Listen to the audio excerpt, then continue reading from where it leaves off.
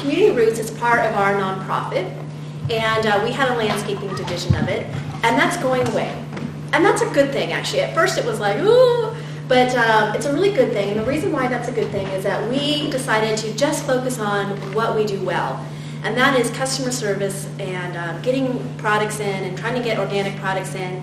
And we want to work, instead of being competition, we want to work with our local landscapers. And we figure if we can have partnerships with our local landscapers, we can slowly start weaving in some of these organic materials in here. You know, kind of like a virus. We start out real slow. That's a good change. So I think this is going to be really exciting. So anyways, that's one thing. And our little nursery is going to be opening up in a couple of weeks. And really, it's more important for us than ever before, because our nursery, any of you guys that run or work with nonprofits knows the key to a nonprofit is diversification in your funding. And so even now, the next 2 years, that's going to be really important to us, because the governments don't have a whole lot of funding. So we're going to have to really rely on the success of Community Roots. And Community Roots is the only reason we were able to do the toy drive and the food drive. Right now, we get no grants to do this food drive, other than what Northern Nevada Food gets. No operating grants, no nothing. So we do it all off volunteers and all off the backs of Community Roots. So even though the landscaping is going bye-bye, we think it's actually going to be a really great thing. So be on the lookout for that. We're asking our accountants, of course we can pass on the tax savings to you all. If you come into our nursery, we want to make sure we can pass on that tax savings to our landscaping companies as well. So if you work with any landscaping companies or anything like that, refer them to us, and we would love to work with them as partners. So you're still going to have landscaping plants, you're just not going to have a service, is that? We're not going to have a service, that's right. Okay. We're going to work All right. with existing landscapers. Okay, that's great, I see what you're saying. We didn't landscape well. I mean, just to be all honest, it was an awful thing. It's really awful to admit that, but I think it's a good thing.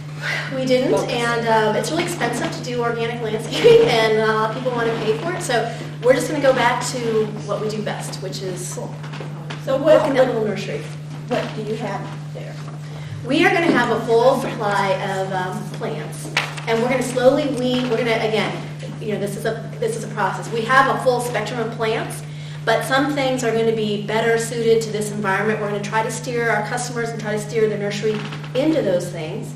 And then, of course, we're only going to carry organic products. We had, just this group right here. You guys have connected me to so many different people. We're hoping to work with Full Circle and some of our other people. We have a lot of volunteers. We have a lot of youth that come and work with us that can do simple things like take a big truckload of that compost and bag it for us, sell it at the nursery. We make more money. We're putting kids to work, and we're hoping to use, I was talking to the Mancinis, those burlap bags you put the onions in? We're going to have people be able to come in, get the compost in, and bring the bag back. Oh, good. So again, all those kind of fun things, and we're just going to try to focus on that, and I think it's going to be really a really good thing. Yeah. You'll have vegetable starts, vegetable seedlings. Right. We're going to have to. We're scouring that. There's not a lot of people that do organic vegetable starts in the area, but we're hoping to work with local people. And that's what he does, Great. is vegetable starts. So we want to. Mark O'Farrell, the fellow that was here with the stuff, Mark does, if you go to Whole Foods or, in Peace Valley now, and you get tomatoes, any vegetable starts, not all of them at Peace Valley, but almost all of them at Whole Foods, Mark grows. So they're certified organic vegetable starts, and he has his nursery down there, Right. and he will work a deal with you, I have no doubt. Great. And that's the two things we're going to be absolute about is vegetable starts. We want organic, certified organic, and then the products that we sell. The landscaping material, we're not going to be organic this year just because we can't find the people that are growing them organic. But we're going to be slowly marching toward that. But, we'll get there eventually. And we want to start growing our own little trees from rootstocks and all that. We're working with some local ranchers here. So all that kind of stuff I think is really exciting. I forgot my second announcement now. I got so excited about Community Roots, yeah. I don't know what it was. Joe drink margaritas. know. I'm going to shamelessly make community announcements here because that's what coalitions do. Next Wednesday, if you're from this area, we're going to have a Dayton Regional Advisory Council meeting, which is DRAC. An hour before that, we're going to be talking about bringing the Boys and Girls Club here because we're losing all of our after-school programs. The county's pulling that out. So we're going to be having to work quickly. So if you guys are interested in that, or if you have anyone that's interested in that, please refer them. And then we're going to have our county commission there at the meetings to kind of do a county, a state of the county address. So that will be a good thing. Did they if you guys close the are- libraries? Right. No, they did not. No. They did, oh. No, although the county is really in a lot of trouble, as you guys know. They've cut $1 million from their budget, and they feel like they're really down to essential stuff. They got $2.8 million to go Oh, to further cut. So it's not pretty, but that's why we should be organizing. With some of these systems collapse, huh? So what time is Yeah. that, Christie, 60? That, 6 o'clock. Earlier one. Right, and then it's going to bleed into the DRAC meeting, which starts at 7. And it's over there on Lake School. Yeah, thank you very much. It's over there on Lakes Boulevard. If you want to go and don't know where it is, please call me and let me know, and we will do so. Last shameless announcement is in each one of our Lyon County schools, we have a really higher amount than we've ever had of high school seniors not graduating. We're going to try to do an emergency program. We've got a little bit of money. We're asking the state for it to bring in graduation coaches. It was great last year in Dayton. We want to do the same out in Silver Springs and in Fernley. Where that person is a substitute teacher, we bring them in and they just work with those kids. Last year, we were able to get 30 kids to graduate who were failing at this time. We have twice the many kids this year. I don't know what's going on. I don't know if it's the economic times at home or, turmoil, whatever. So, again, if you guys know or if you have a substitute teaching license, you want to work a couple extra weeks just until the spring comes in, working with kids, trying to get their grades up. It's one-on-one. That seems to work the best. A lot of times it's just getting these kids over the hump. And so it's so important that they walk away with that graduation certificate. So that is a great opportunity, and it's not a whole lot of money, but it is a little bit of money that we'll be able to pay someone. So You have to have a let me know teaching on that. certificate. You do have to have a substitute teaching certificate, unfortunately. That we may be able to do that. So you still have yours. Debbie would be great. So anyways, that's all my updates because I can't remember the other one. Marcia? First of all, how many, there's 20 of these, so we might not have quite enough. May I make one last announcement? I'm sorry. The dinner that we were having last Sunday, you all know that it snowed all day, so we postponed it until tomorrow. So it's going to be up in Story County Senior Center, 4:30 to 6:30, work on sustainable communities and a community dinner made from fresh organic foods. And did anyone else have any announcements? Go ahead. Yeah, Silver City Task Force is showing the film Food Inc. at 2 o'clock on Sunday, which is kind of a frightening, but also makes a point of buying local foods. And I think it's a really important film for everybody to see, so 2 o'clock on Tandem Sunday. event, yeah. Go to Silver City first. And if you get a chance and you're showing sustainability kind of stuff, there's another movie and it's an older one. And we just did a workshop over in Reno. My husband and I have used this film quite often. It's called The Future of Food. And it was put out by Deborah Coons Garcia, Jerry Garcia's widow. And it's really enlightening of what is happening in the food system. Not just in, Food Inc. is great, but it has more to do with meat. And the future of food, Where can you get it? Can you rent you can it? get it, you can get it from Acres USA online. I think you can download it, but I think they charge you whatever it is, 15 or 20 bucks. There's a free Hulu.com. It's a streaming website for television shows. And if you type in the future of food, they have the movie on there. They just watch it right now. You can watch it on your computer. We had lent ours to somebody and they lost it. So we had to get a new copy, and we got a download, and it was really beautiful, because we show it in events. HULU.com. And then they have a search like little. Okay, can be downloaded. And do you know how long it is? Because the one that we were going to show is really long. 45 minutes. The Future Food is? Oh, no, No, the Future Food is over an hour. Garden Soil is Okay, so you 45 really have to minutes. have. And also, there's another really good one, which I have, it's not in my possession at the moment, I've lent it to Reno. And if you're doing these kinds of things, it's called, where's my husband? 1 second. Kilowatt hours. If you haven't seen it, do. When I get it back from whoever's using it in Reno, I'd be glad to lend it out to any groups that want to show it. Also has to do with what we can do to, My husband calls me the light bulb Nazi. we showed it at the library. I was shutting off all the lights. Kilowatt hours. Right. That was very, very good. It's very good for me. I remember what I was supposed to talk to you guys about. One is, if you guys are interested in doing the farmer's market, but can't actually man it, can't get up there, but you have produce you'd like to sell, we do have a cadre of volunteers that's going to be working the Silver Springs, Virginia City, and Dayton farmers markets, and then maybe Fernley. We may pick up Fernley this year.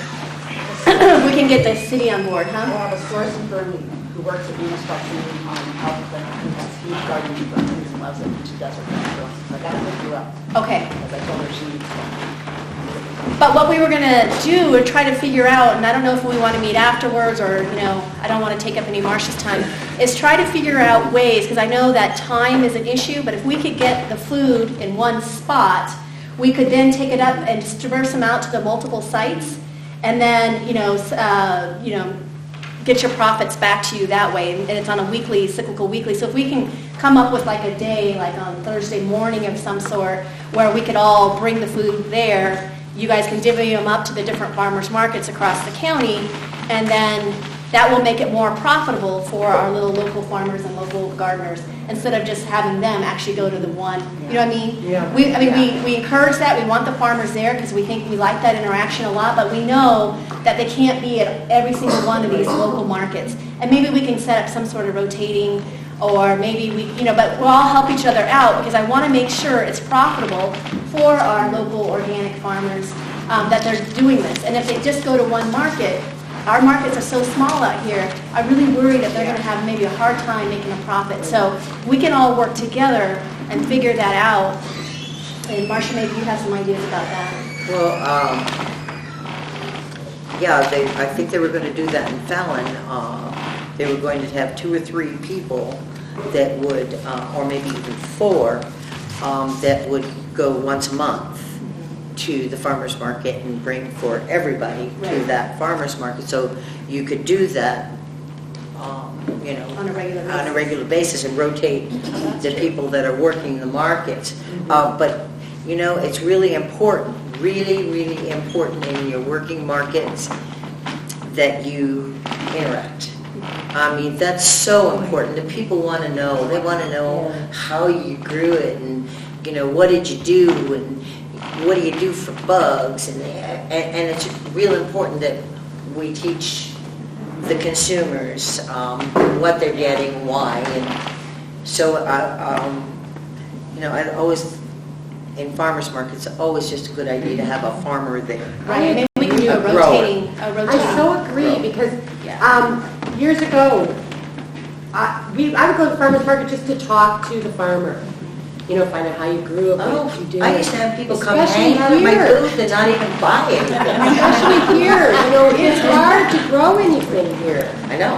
Well, that's what I mean. So They it's come really hang great out. to be able to pick the brains of somebody that's actually Right. Do you think we could have like a meeting a little bit closer in where it's those who are interested and kind of come up with what will work for everyone? Is quick show of hands of who would be interested in providing produce for the farmers market here? Okay, so Here as in where, the region?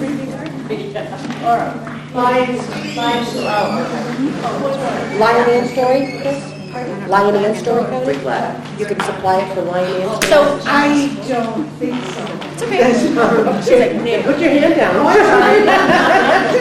Not that we don't care about the other areas, but the other areas, Douglas and Washoe, they're pretty covered with farmers markets. Yes, they are. And Yes, we're they are. not. So Right. what we'll do is we'll hold a meeting when it gets a little bit closer, let's say in maybe June, or maybe even late May. Okay, how about the last 2 weeks of May, kind of be looking out for my emails, and we'll pull a group together, and we'll put up kind of like a rotating co-op list of gardeners that wouldn't mind going, and so you wouldn't have to go every time, that's what I'm thinking. I want to make it profitable for The those, transportation otherwise. right, and you don't have to be in, Silver Springs and in, Fernley and in Dayton and in BC, so. I think it might be difficult this first year, going with the larger farmer's market setup. Right. I think it might be difficult to do Virginia City, Dayton, Silver Springs, Fernley, and Yerington. What I had visioned was the spotlight being on the Dayton market and showing people in North Lyon County what we can do, and then have the people from the outlying areas, people from Yerington, you communicate to the people in Yerington, and my other lady from Smith Valley, or that's not Smith Valley, it's, communicate to the people out there that we'd like to get something going and get planting if this year if they can, if not, start it for next year. And because I think I don't think you should need to, I think you'd be overwhelmed trying to coordinate like that and doing that many markets. You've got a lot of growers in Virginia City. So you guys, Virginia and Silver, can pretty much handle Virginia and Silver. Right. No? I think that's So- a great idea. And then you get to build critical mass and one, you will see the possibilities. Yeah. Exactly. And when we started farmers markets in this region, we started with the Sparks Market, and it was just crazy. It was so big. And then we decided, then it was a push by Clinton's administration, these farmers markets. And then opened that Carson Market out on Curry Street. Went insane in Carson City. So next thing you know, we had more markets and more markets and more markets because there wasn't enough markets and enough days for people to come all around. So, but it took time. It took us, I'm going to guess, about 5 years working to get the markets all together, and and really, Wendy and Christy, you should go to that small farm conference. You really should, because the guy that's going to do that I have flyers on it for you guys. is going to present about how to build, how to market, and how to create a farmer's market. So if you have that information, it's in Fallon on the 13th, 14th, the 12th and 13th, I can't remember which. My husband is not here, so 12th and 13th? Okay, and it's a Friday, Saturday. I have I'll go get the flyers real quick. I have one. No, there should be in the copy machine now, I just copied them. Good. Well, maybe in May, we can still, I was Yes. kind of thinking of maybe having another one of these meetings as just kind of, you guys should have been planting as kind of a problem solving. If you're coming up with that, you're doing the hands-on, would you guys be interested in meeting again and getting together, and if there's problems that are coming up in your garden, or, just to meet and kind of problem solve? Would you guys like that? And then we could also talk about the planning in the farmer's market. I think Marcia's right, is to, slowly grow it, not to get too excited. Right. And that could be a piece of that. Now, I talked to people with the FSA this week, and there is a lot of grant money for rural development and farmers markets and school gardens in this new farm bill. Okay? It's through rural development. And just go online and see what you can find, because I saw all kinds of stuff. I was even thinking, hell, why don't we just get a new building for this whole outfit and be certified running solar? Why not? I know, the greenhouse. Main Street. Great idea, Christy. Tucker County did a good job. I mean, we're doing all fantasy ideas, greenhouse. Well, that's what I'm saying, let's I'd like to do, second that motion, please. you know, I mean, the money is out there and they're just pushing to come, please, somebody come get this money. Well, and if we see opportunities like that, we'll contact you guys, we'll do a collaborative agreement. I know. Two questions. What are the approximate market season dates, so we know in advance about growing things for it? June 17th. And will leftover produce be donated to one of the food banks? Yes. Yes. Yes, that's that's kind of our whole goal. I mean, this is our agenda, I hope you guys know. Our agenda is to try to get more fresh food to a bigger variety of people in our communities. And just because you're poor doesn't mean you have to eat crap. That's right. So that's kind of our agenda. So our agenda is not really to make money. So basically our farmers, instead of paying a price to be at our farmers market, that they could give some of the leftovers to our food bank. I'd like to point out that poor people through the years, through the centuries, have always eaten better than rich people. Rich people get their food from poor people. I was curious going forward, because I'm assuming this is the last meeting. Going forward, what kind of additional training will we expect? I know you mentioned, maybe.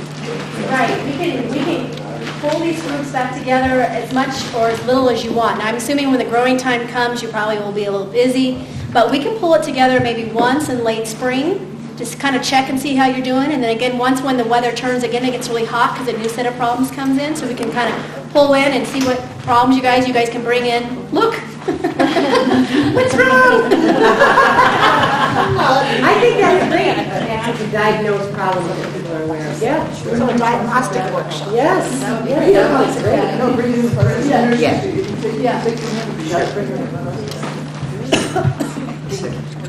What is a complete definition of an organic vegetable? Complete definition. An organic vegetable is grown from organic seed with organic methods, no prohibited materials. You have to also present, if you're going to be certified organic, you have to present an organic systems plan, where you show how you are going to improve the soil and not pollute the water going through your farm.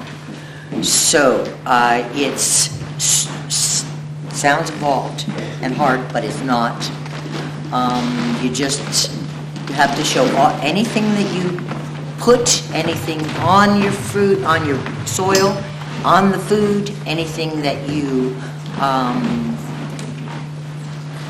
all the seeds, you have to show that you bought organic seeds and where they came from. Any fertilizers, whatever kind of fertilizer, it has to be approved by OMRI, which is the Organic Materials Review Institute. So in order to call yourself organic, you really have to know what organic is. And so to know what organic is completely, you'll have to go online and look up the NLP, because I can help you with basic organic stuff. But all the rest of that stuff I have to do, and I really don't give classes on how to be an organic farm. There's enough of that through the USDA and Department of Agriculture. Thank you. An email came across my desk saying something about because of the budget cuts, they're looking at getting rid of the organic certification process in Nevada. How close is that to happen? Because of that email that came across your desk, and because of the response, and it wasn't just the organic program, it was the entire plant industries. They were going to cancel, which is insects and rodents and weed control and It's everything. Everything to do with growing. Growing. Because of that email, it looks like everything's going to be okay. Yeah, I called the director of the Department of Ag and I got that email and said, Tony, what is this? He goes, it's bullshit. What? He says, it's not going to happen. He says, it can't happen. Yeah. Half our state will collapse if we do that. And it's so self-sustaining to a point. Yeah. When you figure how much of our state is going to be saved by eliminating plant industries. Right.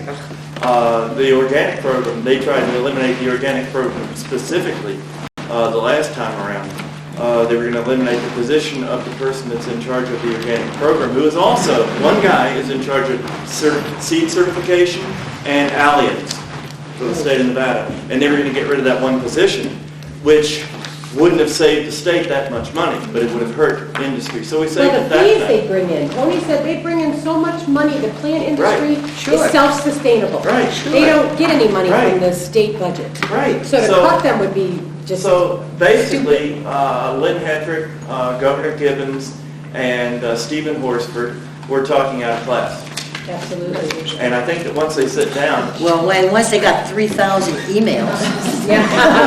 Well, I have Tony's personal phone number if anybody wants it. well, did you see the article in The Reno News and Review? I did. So Tony stepped up. And He did. said, Dr. Lesperance, pardon me, ladies and gentlemen, Dr. Lesperance stepped up and, said his piece. And we have heard back that it's not over. The fat lady hasn't stood up to sing yet. But Tony said it. Tony said it's over? He said it. Well, the last time we were actually sitting in the, what do you call it, when the legislature gets together in a joint session for finance.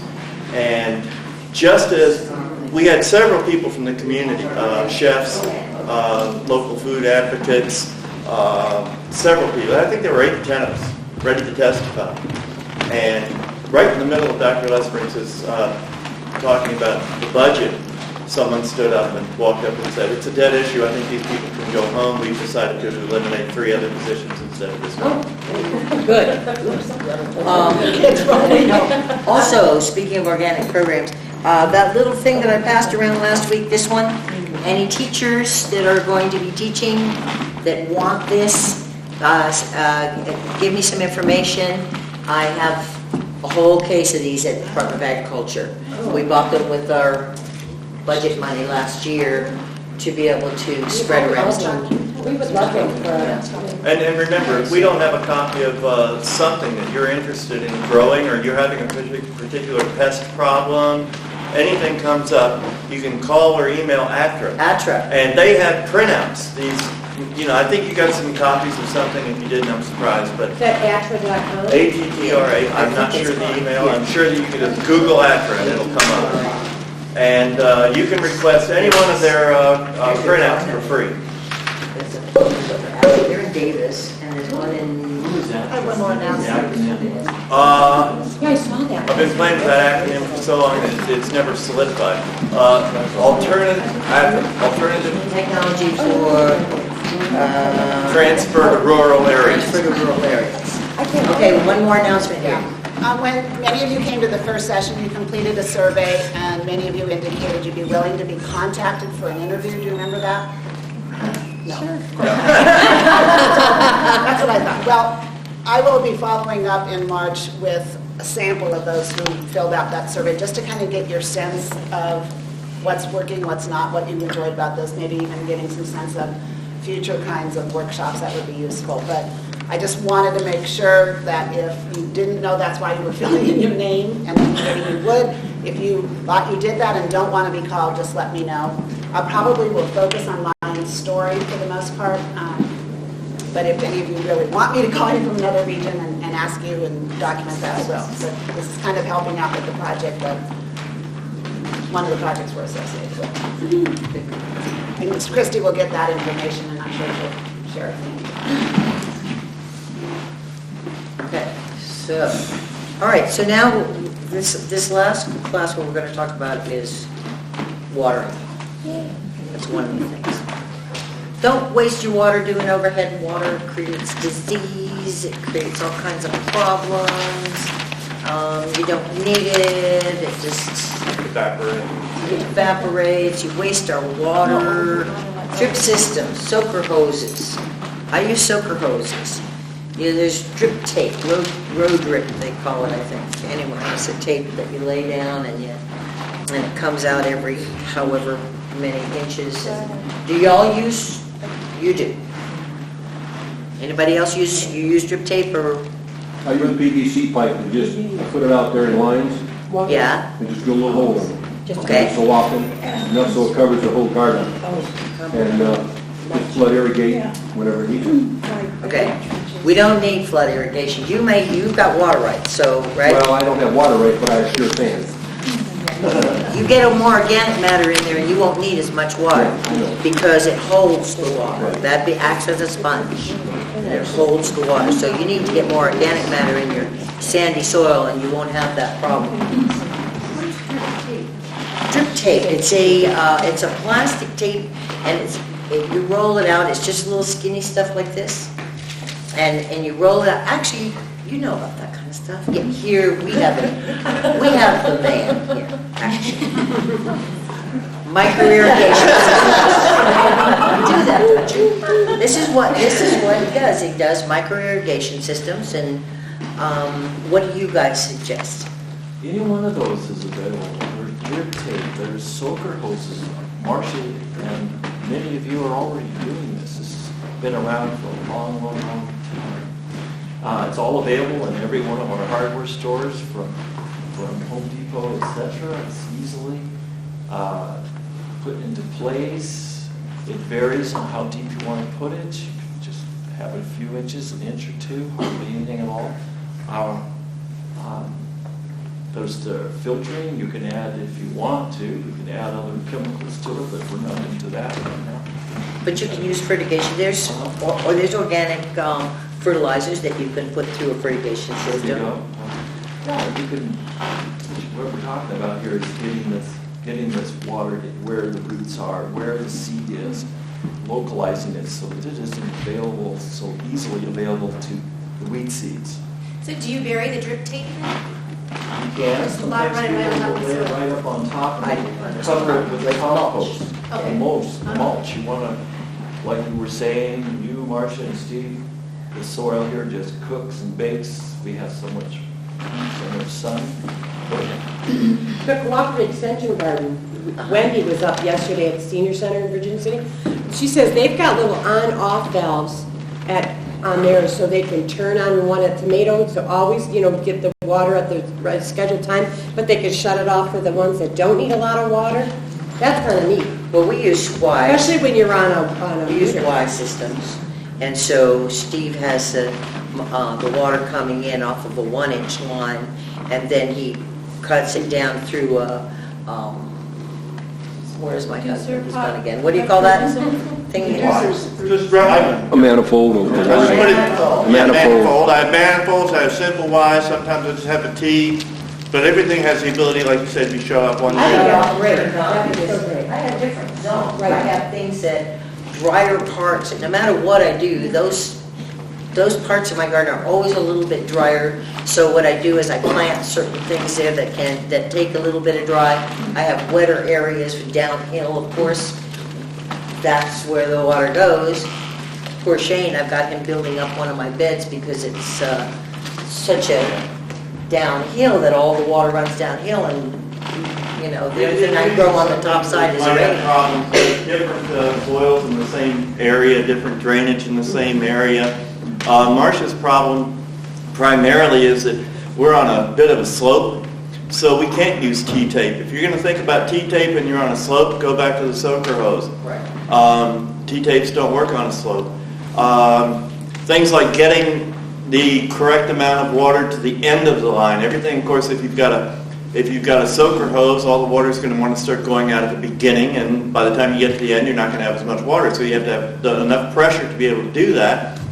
And so just kind of keep that kind of stuff in mind. How to you don't have to be a hydraulic engineer to do this stuff, but sometimes, you're going to run into something where you're going to find that you're not getting the right amount of water or too much water to a particular place. Most of our gardens, most of us have real small gardens, maybe at the most 12 by 12 for the most part. Yeah. And the 1/2 inch, the 5/8, it's available. Uh-huh. The black HP pipe, PE pipe polyethylene. Will do this. It'll deliver the water. You all have 40, 50 PSI to work with to push that water. Yeah, you don't have to worry about it. You got a You 50-foot get more hose. water It's than you going want. to get that water at the end. Y'all are dealing, I'm assuming, primarily with like a city pressure, whereas we're dealing with very low solar-powered pressure. So these are concerns that as you lay it out, you'll see. But I don't think for 50 feet or 30 feet, you're going to have a problem with pressure to the end. If you start using multiple. There's pressure reducers actually on the drip tape. Yeah. So they don't want too much pressure at all. So they give you a little pressure or have you buy a little pressure reducer that goes in right where it comes off, wherever you're leading it in from, what's a nice hose or whatever. What's nice is the timers. The little, just battery-driven timers. Yeah, that's a great one too. Yeah.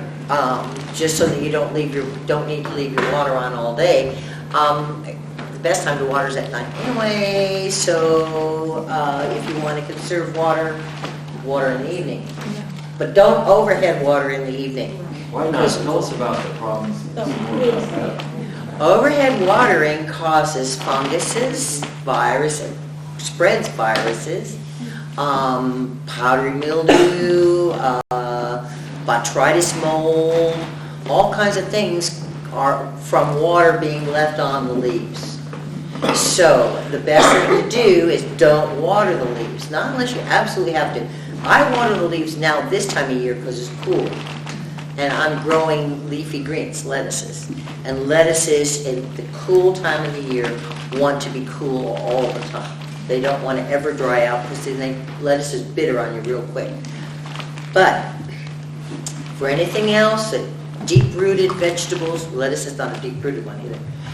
Deep-rooted vegetables like chard or kale or cucumbers or squashes or any of those things, you can just go ahead and just put them on there, put the water on. If you're home in the evening and not in the day, put it on. Check how much water is going in. There was one of those handouts that tells you how to feel for soil moisture. Check your soil moisture. Don't overwater. Causes more disease. So water is people overwater more than underwater. So, and it causes rot and so many, problems. Compaction of the soil, leaching of your nutrients, all that comes from too much water. And you see it. I beg your pardon? Tomatoes cracking? Isn't that- Tomatoes cracking, that's uneven watering, not too much, but, I lost my I was gonna say train. it affects the root development too. Just give it too much water. If you give it too much water, yeah, what you want to do, really, the plants really like the best for the soil to dry out a little bit between, so water them deep and less often. I've had the things like pumpkins and squash though. I'll come home from, after a hot day and all the leaves will be wilty and I have a drip system and I don't have, that sounds like a neat system to allow more water to some areas. But so everything gets watered at the same time. Right. And so all the other plants are doing great and I have to go out and hand water some of those other, and I guess that's why, because there's not getting enough water. Now, pumpkins and squashes will do that. They will wilt during, squashes will wilt during the daytime, and they'll come back at night. So it might not necessarily be too dry. It might be just hot, Yeah, and they just wilt. Through their leaves, that's So I their don't survival. necessarily need to go home and pour water on. You don't have to freak out if they're, if they're wilted a little bit. I mean, if they're really down, yeah. But, if they're just, kind of little wilt, that's pretty common in squashes. So, like I say, like Bill was saying, the timers are great. And like, you can come home in the evening, turn the timer on, go about your business, enjoy your dinner, and then go out after dinner and take a look and see how the water is and stick your finger down in the soil. Mulch is really important. You won't need near as much water if you mulch. Use mulch. Compost is good mulch. You just lay it right on top of the soil. Don't dig it in. Just lay it right on top. Straw is good mulch. Hay is good mulch. Pine needles is good. Just about anything is leaves, grasses. You cut grass if you got good grass with no stuff. Use that as mulch. So all that is going to save your water, going to save your plants. So, any questions on water? Should we water just one time a day, like at night only, or should we water twice a day, or depending on how hot it is, or? Depends on how hot it is. I mean, your garden is just like a child. You know, you just gotta see how it feels. All right. And then deal with it. And your plants will tell you. They'll tell you what they need. Just like your child. I just thought a couple of years ago when we had a really hot July, it was almost 100 degrees for almost the whole month of July, to mist my tomatoes in the afternoon, and I was the only one in the neighborhood who had tomatoes that year during that period of time, because I did that, about 2 or 3 o'clock in the afternoon, between 2 or 1 and 3. I would turn on a mister, just for a couple hours in the afternoon. Because he said they don't produce when consistency gets over 90 degrees. Tomatoes don't set. They don't set. So tomatoes that's why it's a good idea around here, if you can get your tomatoes in a little early, with walls of water or whatever you're using for protection, because then you can actually get a tomato set before it gets too hot. So what I'll do, I'll get mine out early in walls of water. The first bunch. When the blossoms will set the fruit. Once it gets over 90 degrees, it won't set the fruit. So what happens is, and that's why we get these late tomato crops, because when it gets too hot in July, tomatoes aren't happy. They will, we get an extended hot, not just a day or two. The tomatoes aren't happy and they won't set their fruit. The blossoms will drop. Now if it's too cold, they won't set either? Don't they have to have a certain range? Not so much cool as hot as far as fruit setting. But last year ripening, nothing would ripen. Nothing ripened, and it wasn't just up the hill, it was everywhere. I mean, I had tomatoes this big, but they were green. So we had a lot of fried green tomatoes, put up tomato relish, you do what you gotta do. Chef Michelle made green tomato tart. It's all kinds of stuff you do with green They tomatoes. do ripen inside. Yes, they do. Mine took a good month to get some color to them, but they finally did. That's another thing I do, is I'll pick any that have, as long as they're not solid green. If they got any color on them at all, pick them. I bring them in the house and I put them, I have picking boxes. And I lay them out in the picking boxes and stack the boxes. And then as I go through them daily or every other day, and I pull out the riper ones and pull them up to the top and get the darker ones down the bottom and keep rotating them up. And I get fresh tomatoes in my house. December, January, I'm still eating tomatoes, but it's from those green ones. Last year I had 44 tomato plants. I was lucky if I got 44 tomatoes in them. And the skins were tough and there was no flavor in them. Really? It wasn't hardly. Where do you live? Mound House. You live in Mound House, and you've had good tomatoes before? Yeah, the year before we had 12 tomato plants and we had tomatoes coming out our ears. And they were good and juicy and they were just wonderful. Same varieties? Yeah. Just out of curiosity, did you grow the tomatoes in the same place? Yeah, part of them we did. But all of them didn't. Also, was there a lot of leaves? A lot of leaves. And our pumpkins were the same way. We had leaves on our Too much pumpkins. fertilizer, too much nitrogen. Tomatoes won't set if they have too much nitrogen. They're not going to set fruit. Will pumpkins and squash do the same thing? Just about anything will. If you give it too much fertilizer, you're going to get a lot of green growth. And that's fine if you're growing greens. But if you're growing for fruit, you don't want too much green growth. It's a different NPK, there's nitrogen, potassium, and phosphorus. Is that it? Or it's the other way around, nitrogen, phosphorus, and potassium. Okay, so phosphorus. So anyway, when you are growing for fruit, you want the middle NPK, you want the middle P, the P. That's what you want for fruit set. For root set, you want also that higher middle number. Okay? rather than for I'm trying. leafy greens, you want higher N. Okay, so, but ideally, over time, if you're not using fertilizer, over a couple of years' time, when you've got a nice organic, you won't have to worry about it because nature takes care of itself. So PK number? NPK, nitrogen, phosphorus, and potassium.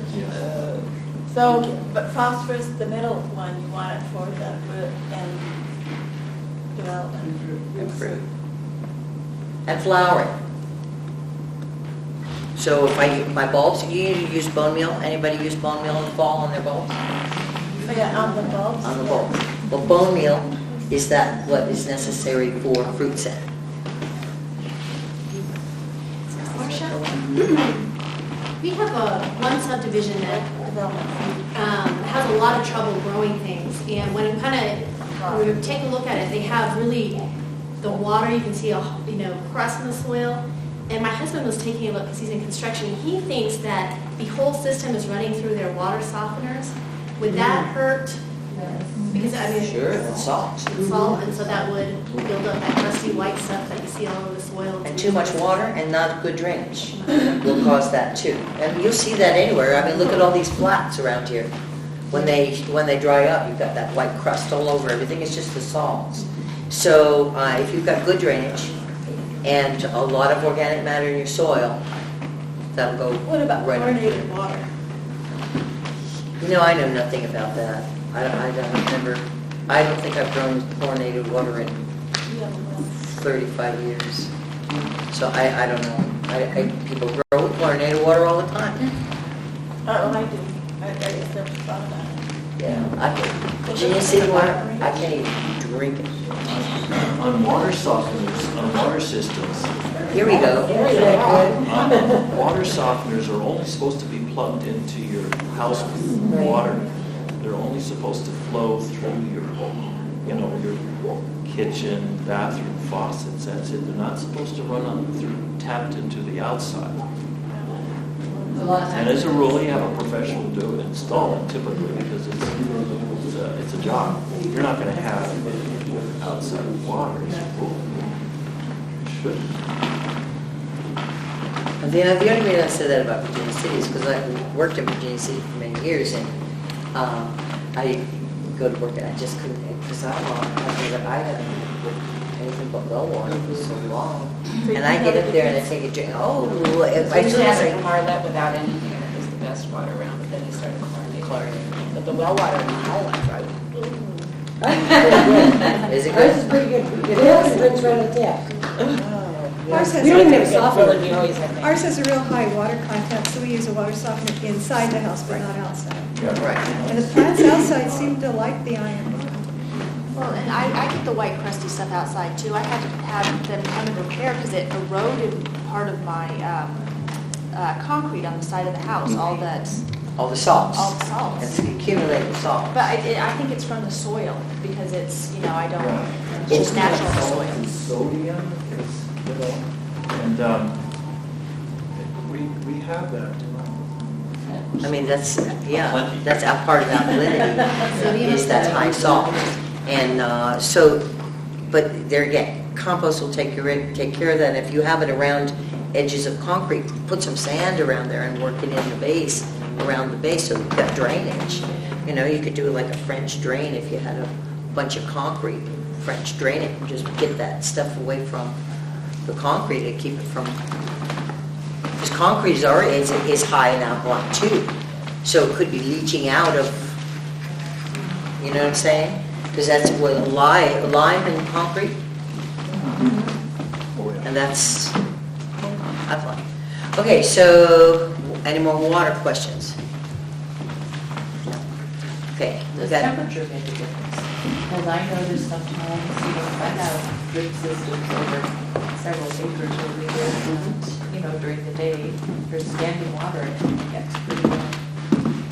standing water on your drip system? Oh, in the If I lines? have, turn off the Uh-huh.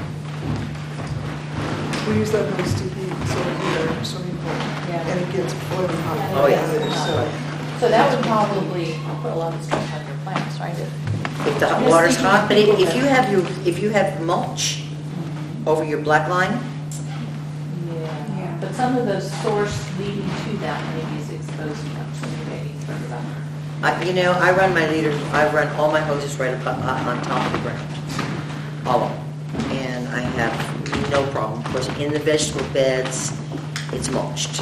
Right. So that doesn't get too hot, and we have to turn our pump, well, the sun turns our pump on and turns it off. So all day long, the water is going. So that would be cold water Coming out of the well, and then at night, when the sun goes down, the pump turns off.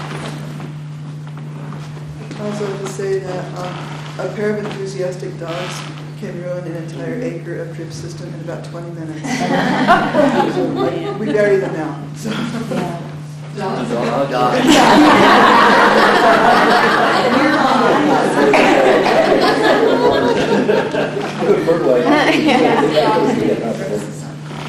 So, did we talk about compost tea? Did we discuss that already? Not really, yes, no. Okay, this is going to be real quickie.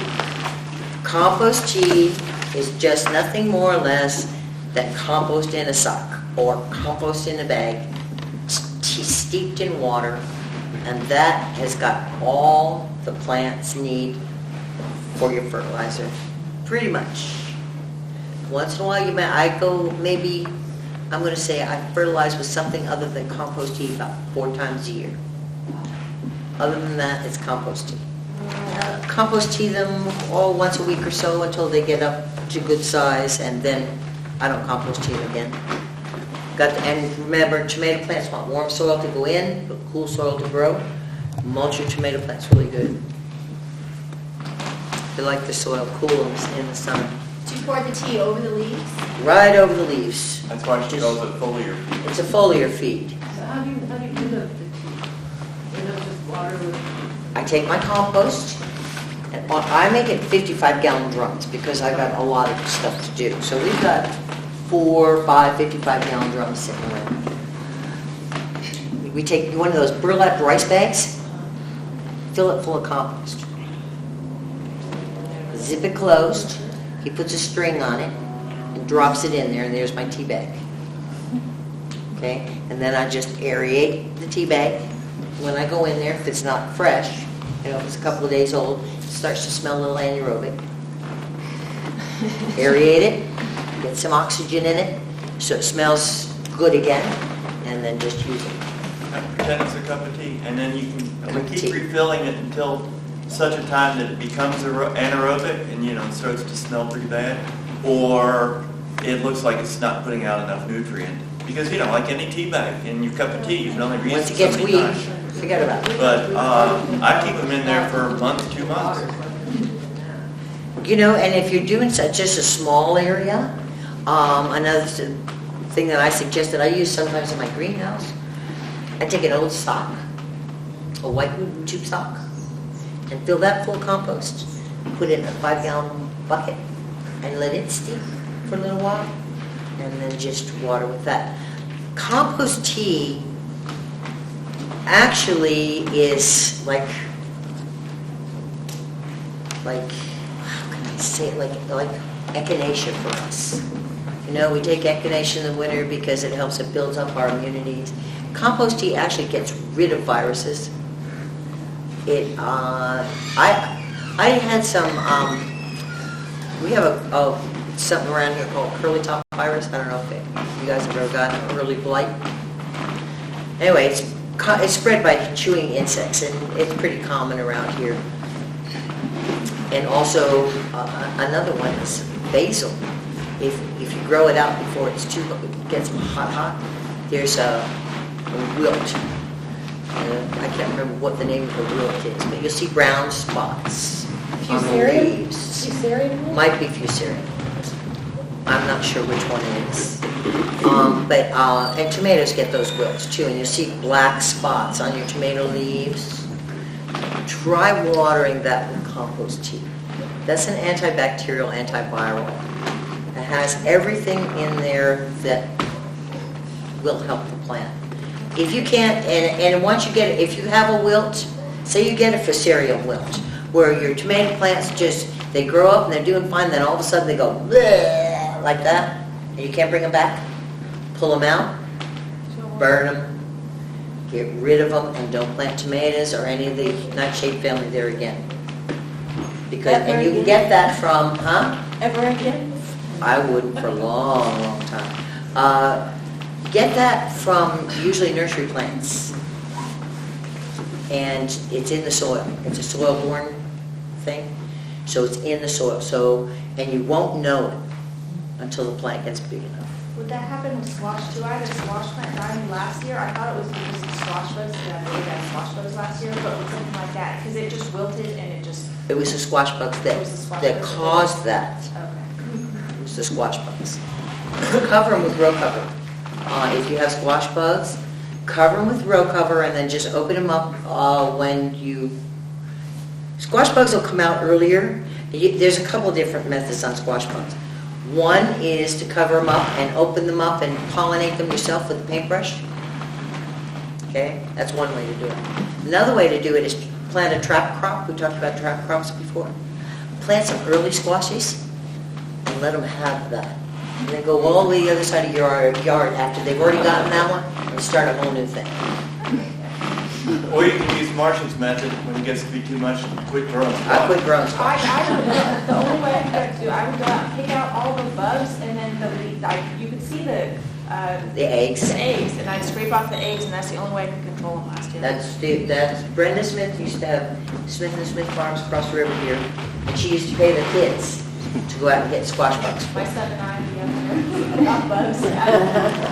So I got to me, where we live is we're so undeveloped area. Even I've had an argument with the state entomologist about it. Squash bugs host, alternate host, is the native cactus plants. I have seen them just all over the cactus plants before I ever planted any squash. So I think they were already here and they live on those cactus plants before, and then I put in the squash, and oh my God, they just dessert. Yeah. So I could grow squash for a long time, and I had. What have you been waiting for? Tina Smith out in Smith Valley used to grow squash for me, and she'd grow winter squash and summer squash for me. Celicia from Celicia's Delicious and Fallon grows watermelons and cantaloupes for me, and cucumbers. So I do very little of those kind of things because I do have the squash bug problem and I don't want it. So. See how nice it is where different people in different places can grow different kind of stuff, to where if you like something but you don't have success in your particular area, whether it be climate, soil, whatever, this is why what we're doing here now is so wonderful, because we can all network people. Don't lose track of each other, okay? And if you don't, if you have a problem like a wilt, where you've got to get rid of the tomatoes, get your neighbor to grow your tomatoes for you. You grow something else for your neighbor that they can't grow. No, huh? Oh, yeah. Very good. I thought you were rolling your eyes. No. As far as water, I thought about setting up a rainwater catchment system, not that we get that much water, but I always worry about, and I'm, in sparse and pretty populated area, I worry about all those particulates, on the roof and then all that getting washed into my, well, would you worry about that? Or does that stuff settle to the bottom and you can still safely use the water? What is your feeling about that? If it's raining. It lives in a little dwarf branch. Sorry, They say if the blossoms, and we're expecting a big freeze, to spray water. And it actually insulates that from the frost. Yeah, and you would think it'd be the opposite, but yeah, it just kind of protects it because it kind of covers it, and that works unless it's really hard. In Florida and California, but they have sprinklers and fans. But sprinklers, they get everything wet, and so the trees will actually have icicles on them.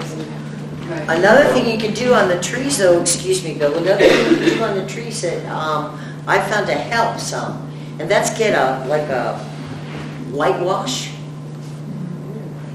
Whitewash is just, Watered down paint. yeah, watered down paint. A latex paint, not a oil base. And water down and paint your trunks on the south side. And what that'll do is just reflect the sun off the trunk so that it won't come out quite so early. We used to do that at the nursery, just to keep the plants, the trees from pushing too early, and then we get that frost and kill all the new leaves, and how can you sell trees if leaves are all crooked? So that's what we used to do. And I've tried that. And also there's a tree wrap that you can buy that's it's made out of white plastic, and you wrap it around the tree trunk. And it's good to keep rabbits away from it and mice away from it, and people with their weed whackers and that kind of stuff. But also it's white, and it does reflect the heat back. It's just a little trick yeah. And also, when you're planting an orchard, you want to know where the places are where you're going to get the last frost. It's always going to be downhill. If you're planting something sensitive, plant it on the east side of your house. Don't plant it on the north. You don't plant it on the west. Plant it on the east or the south side of your house, depending on what it is. Because if it's on the south side of your house in the summer, it gets real, real hot.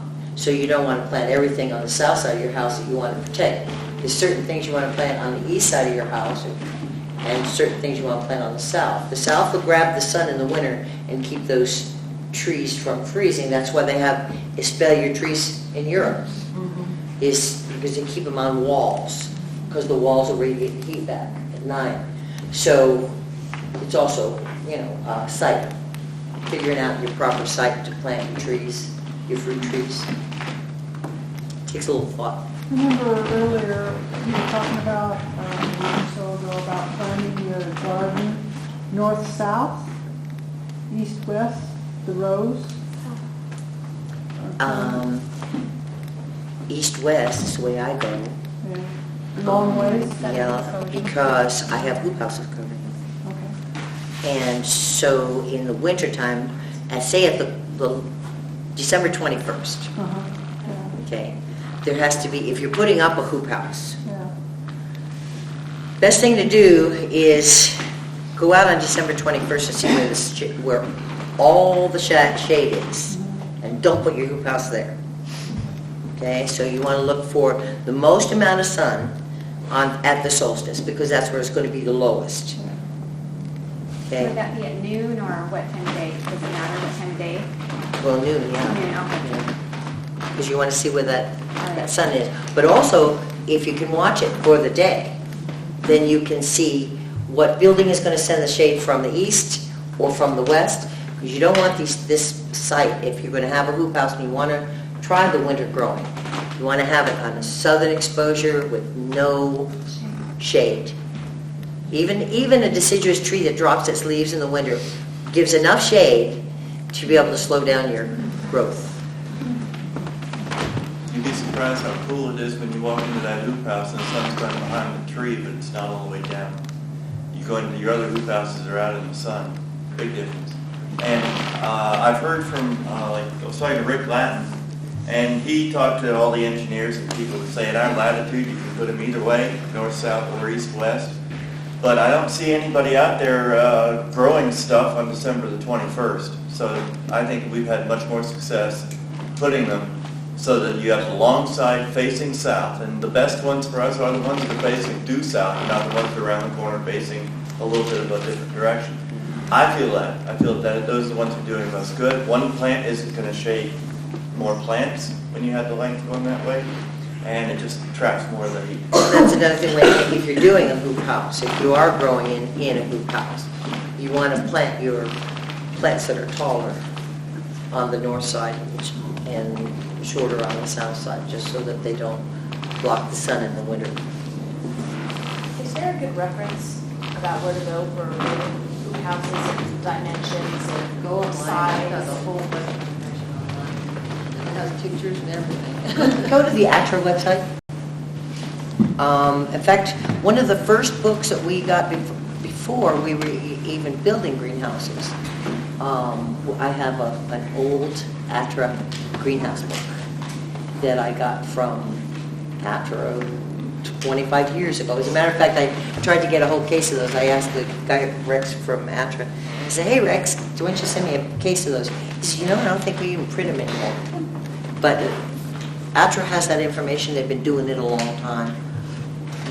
I think Atra was doing it more, the one I have is more for greenhouse growing attached to your house for solar gain to keep your house in the winter.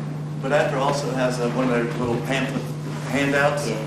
And I use some of the information from that and some from other sources like Mother News or whatever to come up with my design.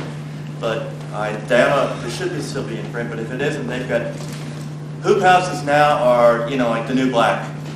Everybody wants one. Nobody knows why they never had one when they were kids. And so if you can't find stuff just by putting a Google on hoop house, there's, you know, or high tunnels. Latest grade. I get that catalog, Farm Tech, and it's funny how over the last 10 years how it's evolved. Have you noticed from more greenhouse stuff to more hoop house stuff? We just got the new one today, and it's a lot of hoop house stuff. I know, very expensive.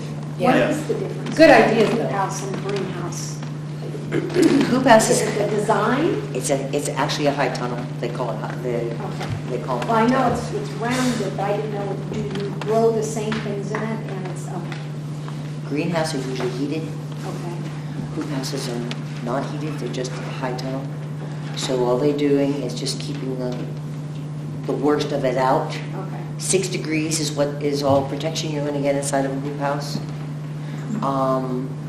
But it's not just the 6 degrees, because that's really irrelevant, because you're going to be growing in the wintertime winter crops. So the 6 degrees is not that important. What's important is the wind and the snow and the rain and the hail, because you're growing leafy greens. Frost is not a deal. Mine freeze and unfreeze all winter long. That's not a problem. The problem is the wind. Oh my God, we all know. Plus, during the day, they will collect the heat and warm the soil. That's another thing. The soil in the hoop houses won't be frozen. Right.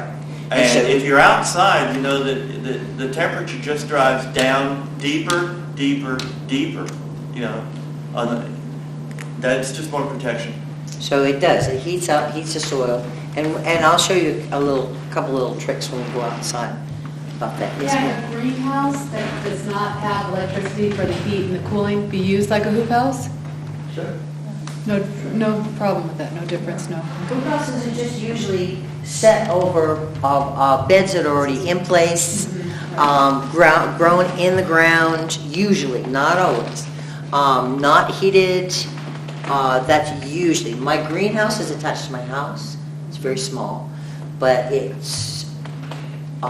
heats my house in the daytime, and my house heats the greenhouse at night. So it kind of keeps it moderate. Of course, we use insulation too on the windows. Marcia, but when your greenhouse is really warm, fan has it over in the summer to keep the heat out. How does Take the covers off in the summer. I don't have the electricity to run fans to vent. Okay, so Besides which, it's simple. keep it simple. Besides which, you know, there's some styles of greenhouses where hoop houses where you can roll up the sides. The less energy you have to use to work these things, the better off you are. I mean, who needs to make higher power bills to buy your groceries? I mean, that just doesn't Well, what's work out. too hot? What temperature would be too hot? When you walk in there, you go, oh my God, it's hot here, it's too hot. And as the season is coming, we're very shortly going to start putting a shade cloth in between the hoops and the plastic. Okay, and then when that isn't working and it's too hot yet, Marcia will have me take down some of the covers, and in the ones where I haven't taken down the covers, that's where she's going to start her peppers, eggplants, and tomatoes. The hot stuff. Then when it gets too hot for peppers, eggplants, and tomatoes, then those covers come off. So you take the covers off. Uh-huh. I was thinking, could it help with some of the humidity, because we have such low humidity out here? Covers help with the humidity, yes. And then, but when it gets too hot, they gotta come off. It's just too hot. But you put shade? We put shade Shade cloth. cloth, yeah. We'll even take the cover off Uh-huh. and put shade cloth just on the hoops. Right. To keep our beds shady. And I've wanted to play with misters, but we haven't had the success yet where I've actually been able to show enough to make it worth my while with the system that we have. But I know that people do. You know, Use Celicia misters. and Tom and TJ out in Fallon have a really cool misting system, watering system, and he says it does bring the temperature in his hoop houses down. Again, we don't have water at that volume, and we don't have power. We don't have So power. I don't have a whole lot of ability to play with that. But I'm saying, this is another option. Put up your shade cloth and try some misting if you want to bring some temperatures down. Play with this stuff. You guys can do it too. You know, I think the misting is fine, but I wouldn't have my leaves go to bed wet. If I were misting, I'd probably do like you did it, mist early and shut it off. But I don't mist, because Steve never has been able to figure it out for me. And even when he did figure it out for me, it didn't work too well. So No, I it don't didn't mind. work well. I figured it out. It's more of a pain than anything else. And then for experimentation, I'd have to go out and get a whole bunch of fittings that cost money that I don't feel we have. So what's the point? Yeah, we do fine without it. Yeah. Anybody Okay. wants to play with it, good. Okay, so we got water, we got fertilization, right? We're good with that. These biointensive beds, or whatever kind of bed you're going to use, whatever your garden beds are, whether you're row croppers or whatever, mulch, compost and mulch. If you're a row cropper, you know what would be good for you would be to put cover crops in between your rows. You do rows with a tractor? No, No. not that big. Okay. Cover crops are excellent legumes, low-growing legumes. Like I'm going to be planting out very soon, I'm going to be doing oats as a cover crop and as a green manure. I'll use the oats first, and then I'm going to put in some buckwheat and some other beds when it gets a little bit warmer. Buckwheat is excellent. It grows up really fast, and weeds cannot compete with it. Then you can cut the buckwheat off, the seed heads off, and have chicken food or buckwheat flour or whatever you want, or you can plow the whole thing, turn the whole thing under, and there's your green manure. But while that buckwheat is blooming, it's going to draw in every beneficial insect. All the bees are going to be just buzzing around. Clover is another one. That's a legume. If you want to use legumes, that not only shades your soil and cools your soil, but also sets nitrogen at the same time. Cover crops are really, really a good way to go if you're going to row crop. I use them anyway. So you can actually grow the cover crop between the crops that you're growing Yes. vegetables? Yeah. Yeah, just sow it right between. You know, so you got a row here and you got a row, I don't straight row things, so, you know, when I see those nice little furrows and all that stuff, I go, oh, that's gross to me. Well, I just like things wild and crazy, you know, I just, too much order doesn't fit my mind. You're going to sow these in now, or, I'm sorry? I'm gonna put some, I'm gonna put some oats in. I picked up some oats when I was in New Mexico, and it's a hulless oat. The nice thing about it is you don't have to crush it.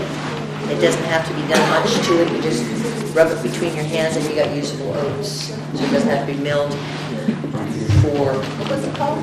hulless oats. And there's also hulless barley, so that they don't have to be milled to get the, so I'm going to be doing those, and I'm also going to do buckwheat. What kind of clover for out here? Red clover, white clover, what kind? You know, I got red clover, and I got white clover, and I got pink clover that kind of, I must have done something in between. I sowed red clover originally. I had no idea where the white clover came from, but it's there. And then now this pretty little pink clover ended up coming up. Some with the white, you know, the white leaf on it, the red clover with the white leaf. I don't know where that came from. Dutch clover. So you can use any kind you want. The red clover is bigger, it gets taller, so the red clover gets about that big, whereas the white Dutch only gets about that big, depending on what you want to do. In your case, if you put down white clover, you could walk on it.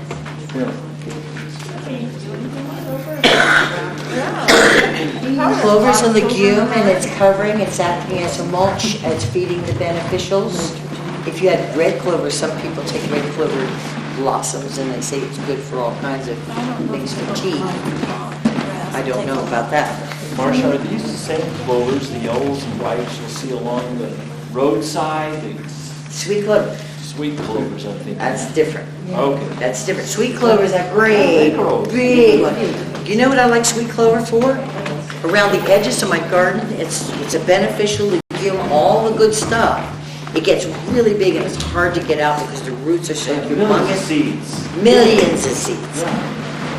But you know what? It repels gophers. It does?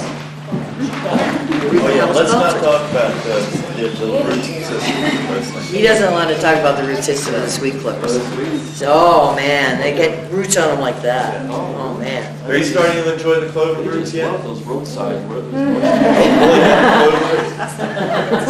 He really doesn't like oregano. He doesn't like it, no. He ain't got it. Oh, he got into the white clover. In that one bed in the outside. Maybe I just see a root like four.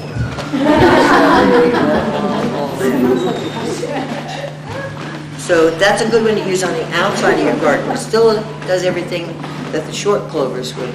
But like that gentleman, I'd probably use white.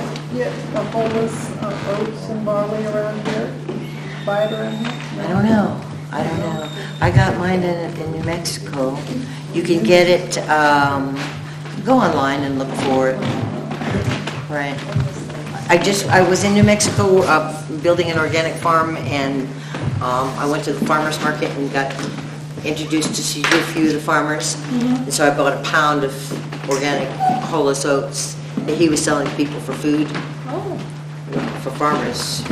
Seeds. Maybe you could go to a Mexican market in Reno or something, they might have Some Holus oats? some. Yeah, at a Mexican market.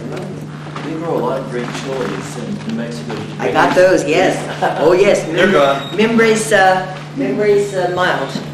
Bring your seeds back? Yeah, oh, you betcha. I got a whole pound of peppers, and they're certified organic. So all I did was just open them up, and there's all my seeds. That's right, folks. Two for the price of one. Organic stuff, you know you can use the seed. This is about clover too. We had a lot of people come to the nursery and just freaking out they had clover in their lawn. And that's fine. Wonderful. It's right lawn. People want to put the weed seed on the lawn to kill the clover, and the clover is actually good for the lawn. The weed seed is so bad. I mean, if anything, if you can use in here also landscape, if you can stop anything, stop that weed and seed. That's terrible, terrible stuff. Terrible. And you can't compost it. And then you can't eat your dandelions when they come along. No, and I'm sorry, that pre-emergent stuff, that's terrible stuff. Terrible stuff. They have a pre-emergent, has anybody seen that one? Yeah? Yeah, and I mean, people use it all the time. They go around with their little whirly-birds and they put this pre-emergent around, and the birds eat it, and the squirrels eat it, and the mice eat it, and they're all dead. Some lady from, I don't know if I told you this story, some lady from Silver Springs at the library was asking me some questions, and she said, what do I do about whatever it was, mice or something? And I told her traps and cats, and that's the best thing to do. And she said, well, I used that, it was gophers. She says, I used that gopher bait, which is strychnine or something. And so she used the gopher bait, and I said, oh my God, you realize that if your kitty eats one of those gophers, your kitty's gonna croak. She goes, she says, I think I killed the owl. So she killed an owl out in Silver Springs because she was feeding the gopher strychnine to the gophers. Strychnine is now a restricted chemical. You have to have a license to purchase it. I bet you can still get it at the nurseries in some form. Some of the older stuff, they were finding it like in Fallon, in leaking containers, and back when they had a guy that went and investigated that. I think he lost his job years ago. Yeah, don't buy it. No. Right This- now, you hear the owls mating, you hear their calls. Have anybody heard them? They're looking for their mate right now, and you'll, at night.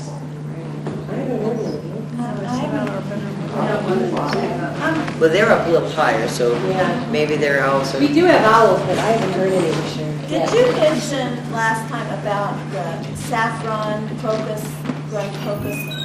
Did you mention that? What about it? Yes. Can you get the Saffron? kind of crocus? It's a saffron crocus. And you know where you can get that?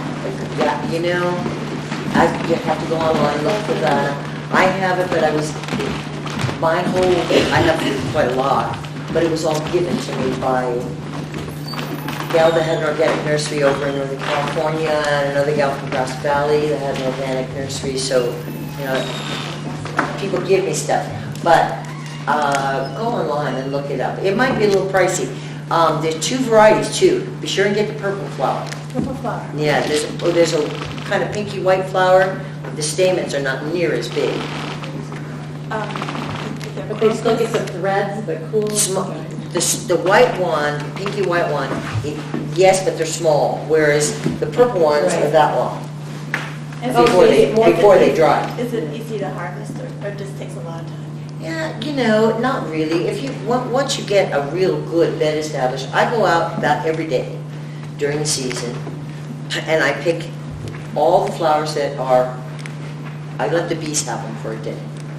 And then the flowers, yeah. Then you have to take the saffron. Then I cut the flower, I take the flower up to the house, and while I'm cooking dinner or something, I pull the stamens off, lay them out in a paper towel until they dry, and then put them in a little jar. So it's a constant. Nice to have them in the vase before you. Crocuses do that? It's a saffron crocus. And there is a reason why it's so expensive. It's a fall blooming crocus. Yeah, because one flower only puts out so many stamen, and it takes a while to pick them, and then it takes a while to collect them. There's a reason why it's expensive. I got some a couple of years ago from, I forget if the name is White Flower Farm or White Flower Garden, but you have to watch them because they emailed me the next year saying their supplier had shipped them something that was not saffron crocus. So The they autumn were crocus, which is a sending different me crocus, which is poisonous. the other one. So be sure you get the blue saffron crocus. It's in the name, saffron crocus, not just autumn blooming crocus. The blue saffron crocus, not the pink. Okay. All right, we covered water. We covered fertilizing. Also, fertilizing, let's do one more thing. If you need to fertilize, and sometimes I do because I want quick recovery, because this is how I make my living. So I want a quick recovery. And so I use the compost tea most times. But 4 times a year, maybe 6 times a year, I'll use a foliar feed. If you want to do that, look for a foliar feed, which is a liquid. Look for one that has the OMRI seal on it, OMRI. The Organic Materials Review Institute. And the OMRI seal means that it doesn't have anything artificial put in it. It's been tested and there's no artificial chemical put in it. Whereas Miracle-Gro is... And if you want to use urea, pee in a jar. 10 to 1. 10 to 1, I'm serious. 10 to 1. Urine with water, 10 to 1. You can use it. And that has nitrogen. Well, nobody saw the movie The World's Fastest Indian? There are a lot of products out there that claim they're organic, they have urea in them. Yes, there are. And is that considered organic or not? No. Okay. chemically produced urea. Like I say, if you want urea, pee in a bottle. Don't bother with getting urea because that's chemically produced urea. If you know, it's urine. Urine is, you know, I don't use urine, but. Do that. Do you want to do it later in the day after you take your vitamins, or? Good one. Just remember, if you do want to use urine, it's 10 to 1. And also, another little trick. If you get critters that want to come into your garden, did I tell you this one already? Maybe I did. Critters that want to come into your garden, get men. I told you that one already? We're extrapolating. Just remember, it really helps if the man that's urinating in your garden is a carnivore. Not in your garden, around. Yeah, around the bed. Okay. They have to be a carnivore because little critters don't care if an herbivore is urinating around your garden. Something in a male's body, or does it just have to be a male? Can I have my son do it, or does he not have? Testosterone, my dear. Just testosterone? Does he have enough at age? What a way to make a living. On MySpace, check me out. It's male. Teenage boys are the best. They got more than they know what to do with anyway.